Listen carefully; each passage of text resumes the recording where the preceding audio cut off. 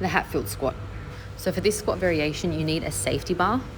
I would recommend obviously taking your time with the warm-up and the setup, because there are a few little things that you want to make sure that are set up well.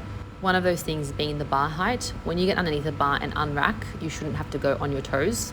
The next thing you would want to test out is the hand position in the bottom of the squat, as this is what the Hatfield squat variation is.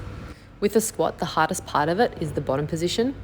So the Hatfield squat, by holding on, we're creating a little bit more stability, but it also means it's an exercise where we can actually overload and go a little bit heavier to work on building our strength, hypertrophy for our regular squat. So if you watch, I keep my hands along the squat rack the whole time, but I'm really gripping as I get to the bottom position. With everything else, same squat cues apply as to all your other squats.